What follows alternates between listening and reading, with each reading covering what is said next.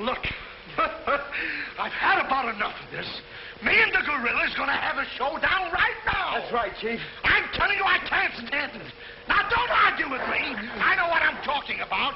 I'm going in there and we'll look over this house. You'll take orders from me, understand? Now I'm gonna tear this house apart. Tear it limb from limb. Now, come on, follow me. Hello to all my YouTube friends. Cromda1, my good friend Moe down in the basement once again. Getting around to doing that part 2 that I promised a couple videos ago about my comics. That I picked up recently, the last couple of months. I picked this one up about a week or two ago, week and a half. It's actually a book and a record. Batman from the 70s, a little album with it. Got it for $2 in a local Value Village. I also picked up a Wonder Woman one with a little 45 record in the back, so it's kind of cute. Also, comic story. This one was a Neil Adams story.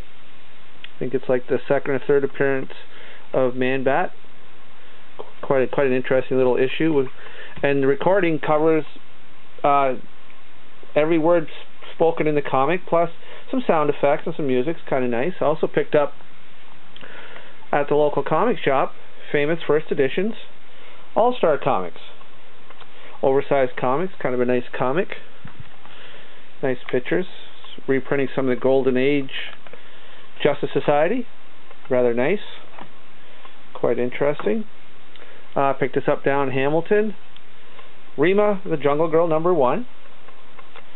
Also got this out of a bargain bin as well. Incredible Hulk Annual #14. Just a good read. And big fan of Tarzan. Got giant-sized Tarzan. Return to Pellucidar. Giant size, 50 cents. And 52 big pages. Third DC issue. Another gorilla cover. I like gorilla covers. Also, I picked this up when I was down there as well for $2. It's the oversized reprint of Two-Fisted Tales on the Civil War, and actually has a cover on both sides, front and back. Kind of a interesting issue, and it's a really good story. The EC Comics, great artwork. It's, I believe, John Severin artwork, and they're just great issues to read. So I liked it so much, I actually went on eBay and I found a Two-Fisted Tales, and I bought one, issue number 38 as well. It's a nice mid-grade copy, but good issue. Also recently picked up number 50, Brave and the Bold, Green Arrow, Manhunter from Mars. That's actually the first superhero team-up in Brave and the Bold. It was issue number 50. So it's a good key issue, collector's item. Got also the first appearance of Hawkman in Mystery in Space, number 87, from the early 60s. Nice issue. Picked up some nice key issues recently. Got issue number 183 of Batman, which is the second appearance of Poison Ivy. This was a really good find for me. I've got the 80-page giant, issue number 1, with great Superman reprints, but in itself, it's a fantastic issue to have. I was really glad to pick that one up. And while I was at it, being I'm a big DC fan, I got issue number 290 of Action Comics. Very nice grade. Superman becomes ordinary on one side. Kind of an interesting cover. So he's super on one side and not super on the other.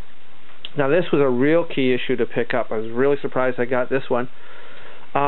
It's actually the second appearance of the adult Bizarro. It's the first appearance of Lois Lane Bizarro. And it's also the fourth appearance of Supergirl. Issue number 255, a real key issue. And I got that for a very good price. I've been really getting into EC Comics lately. I got MD number 2, EC comic from the mid-50s. And I found another issue, nice fairly high grade, Valor number 3, the EC Comics. Great artwork. Really nice issues. Now, speaking of Justice Society, as I started out, I got the first Justice Society in the Silver Age. It's Justice League of America number 21. And it's the Crisis on Earth 1. So that's another key issue.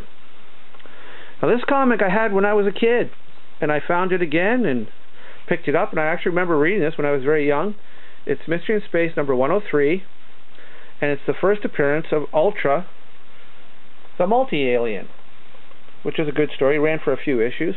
Not an overly popular hero, but it's an issue that I enjoyed when I was younger, and it was nice to pick it up again. Now I got some G.I. Joe issues from the 50s. Got some nice Golden Age recently. Number 42, great cover. Number 46.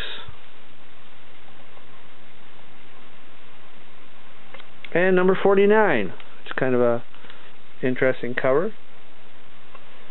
They're actually really good reads. I really enjoyed reading those. Speaking of Golden Age, I picked up Donald Duck and the Golden Helmet, number 408, 4-color, which is a Carl Barks issue. Interesting comic. Plus I got 422, Donald Duck and the Gilded Man. Another Carl Barks very key issue. Really enjoyed picking those up. And I've got two more comics that I really want to show you. One is Baseball Thrills from the early 50s. This comic actually comes from 1952. And if you pardon the expression, I got a big thrill from picking this up, Baseball Thrills number 3. It's from 1952, like I said. And what really got to me is it's the real story of Joe DiMaggio.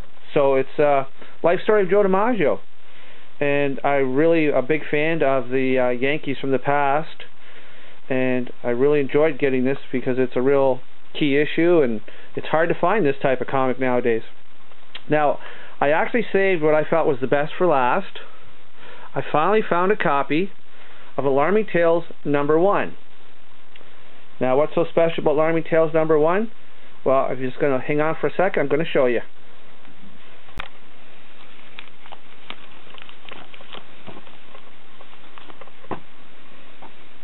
Okay, I'm just going to set this down over here and give you a little sneak peek.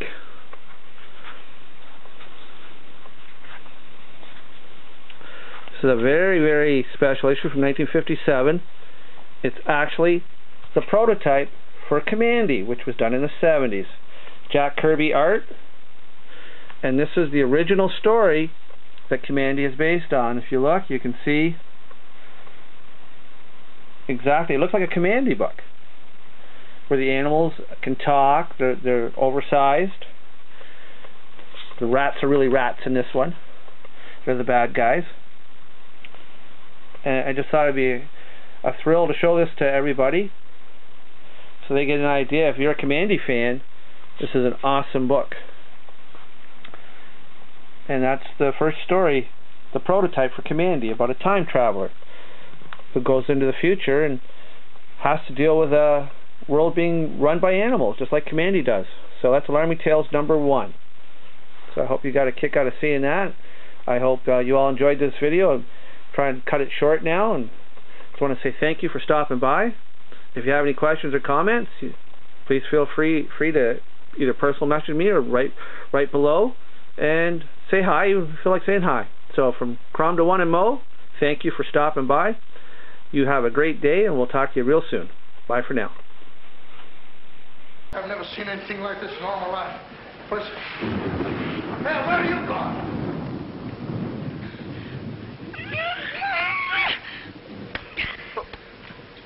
What's eating you?